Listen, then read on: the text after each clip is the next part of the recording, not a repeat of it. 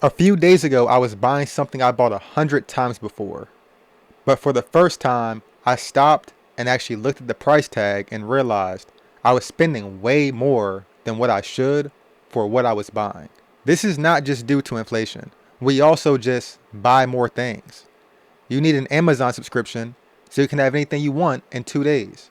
You need a Netflix subscription so you can have endless entertainment. You need to subscribe to a dating app so you can find a girlfriend. For instance, when you buy something on DoorDash or Uber Eats, they actually upcharge the menu item you're buying. So something that costs $4 in store is actually $6 on the app. And they count on you not noticing. And not to mention all the fees. A delivery fee, a convenience fee, a service fee. And they like to say that they're using all these fees to help the drivers pay for their gas or the wear and tear on their car when they're delivering your food. But in actuality, all those fees go to the app company except for the last fee, the tip fee. And this is crazy. I actually had to cancel my Netflix subscription because, for one, the price keeps going up. It started off as $4.99, then $9.99, and then just a few years ago it went up to $20.99. And then you have to pay $24.99 for the HD version and 4K. But then after the $24.99 subscription, I actually got hit with ads.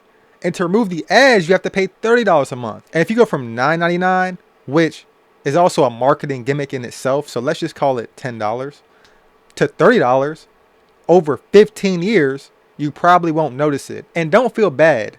Most companies know that humans aren't really good at noticing small changes over time. And I actually went on a rare vacation over summer with my father, and he was talking about how airlines used to include seating and baggage and all these other things within your total ticket price, which they no longer do.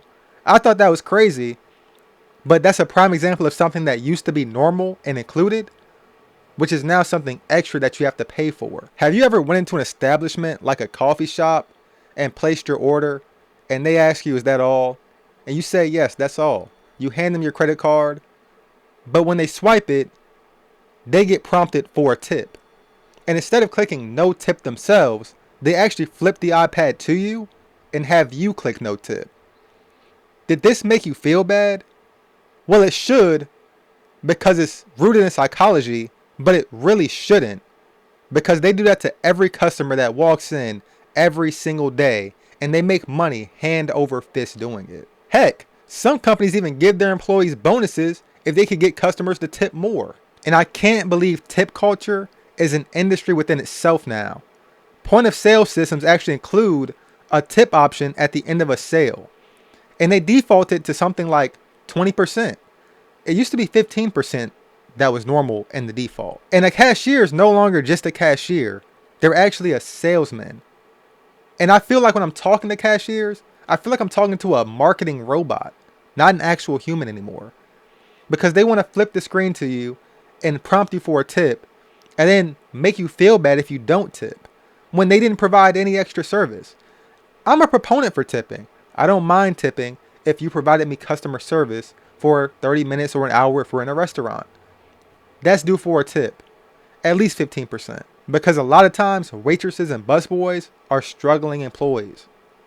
And it's not their fault that the company has turned them into a marketing machine. You're now in a situation where you finally found something that's a reasonable price. Yes, you did it. Except now, you have another problem. That bag of chips you bought is filled with mostly air. It has less quality ingredients. All in all, a lower price, but less value. And you know what? I bet you didn't notice that your candy bars got a little bit thinner. They took a row off a Hershey's bar, and the price actually went up. It didn't go down because of that. They passed the price on to you, the customer. If inflation goes up, if they're being taxed, such as a sales tax, they add that on top of their price. They don't deduct it. And you might think, well, it's just an extra 25 or 50 cents, which to me is still a lot.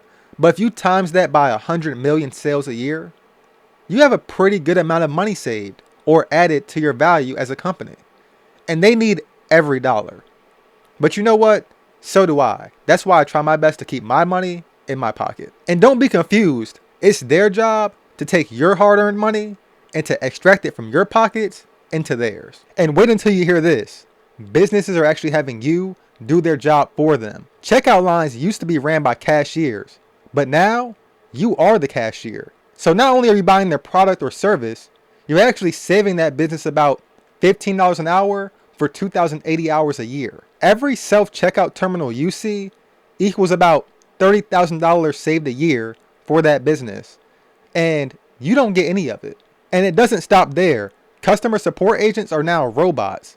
And why hire a delivery driver when you can just put your store on Uber Eats or DoorDash and transfer the risk to them? And have you ever had to call your internet service provider or an IT guy and they sound frustrated with you over the phone because you can't solve a problem that they're trained to solve? And that all boils down to them not getting paid enough money.